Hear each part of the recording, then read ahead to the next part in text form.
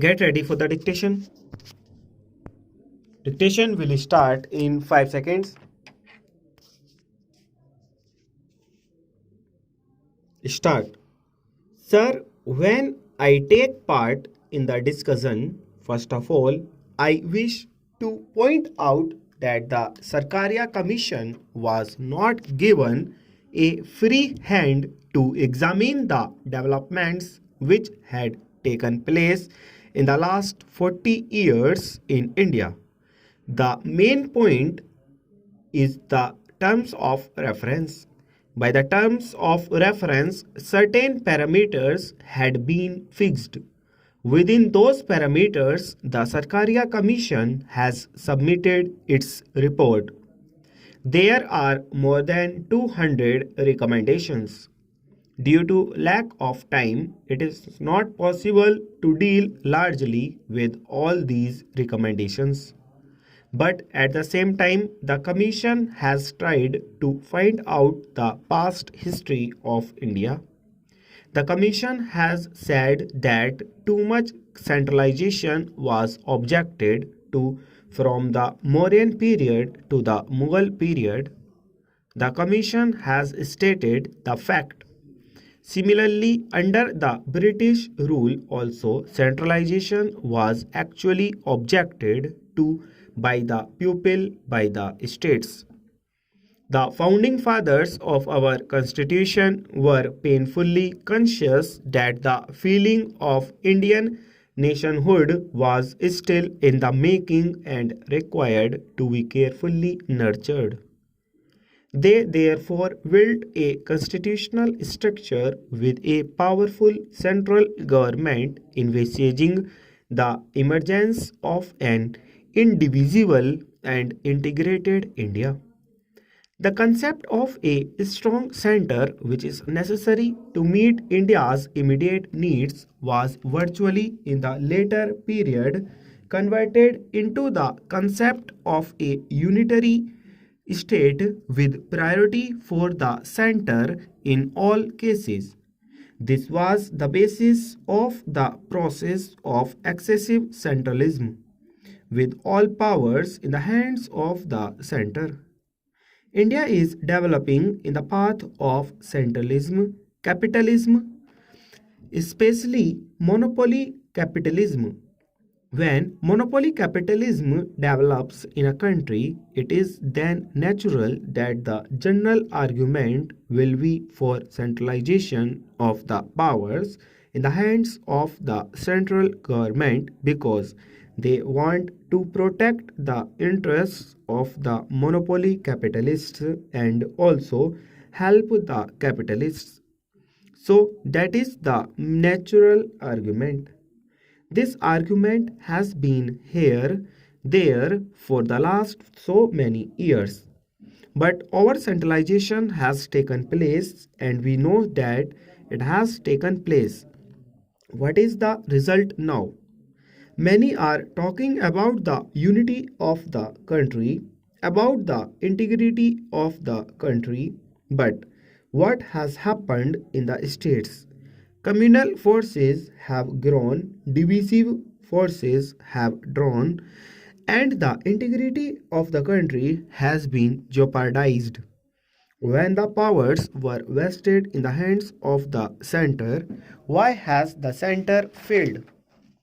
The Khalistan movement is there, and there are other movements also, secessionist movements. Now, some people are demanding a Jharkhand state, and then there is a demand for an Uttarakhand state. These are all developing. There was a similar demand in Darjeeling, but fortunately, that has been solved now. But our vociferous tendencies are grown, and the central has not been able to control them. The center has not been able to prevent them, but they think that only for the center and not for the states that the unity of the people has to be maintained. The question of center state relations in India is not a question concerned only with the implementation of federal principles or with preventing the violation of those principles or suggesting a few constitutional amendments, but it is concerned with the question of maintaining Indian unity, maintaining and consolidating the sense of Indianness or Indian oneness among all the constituents of the Indian Union, with the center as the expression of that unity, but for maintaining that unity, which has enabled us to compel the British to quit the constituent units, have not received any reward in the integration of the units, because the constituent units consisted of weak territories,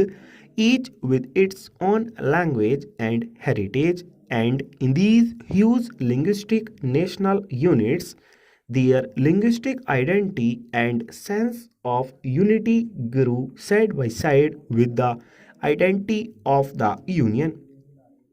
So, a deep thought has to be bestowed on how to maintain the unity with the support of the people, with the support of the states. But that is not the concern of the central government. The Sarkaria Commission has been able to make certain recommendations within certain parameters. Even within those parameters, two recommendations are there. One is that it is neither advisable nor necessary to make any drastic change in the basic character of the Constitution. The second is that the electoral system can be continued like this. In the second recommendation, the Commission says that it certainly calls for improvement and reform in a number of aspects. The actual working of the Constitution leaves much to be desired. It has said about the changes proposed in the financial aspects of the Indian Union and the states. The arrangements are far from being satisfactory, and it has said about the role of the governor's reservation of state bills for consideration of the present use of extraordinary powers, etc. etc. The Commission has said about the Intergovernmental Council with a comprehensive size. It has said about a Natural Economic Development Council having a nexus with the Planning Commission, limitation of the centrally sponsored schemes, state finance and planning, etc. etc. Full stop.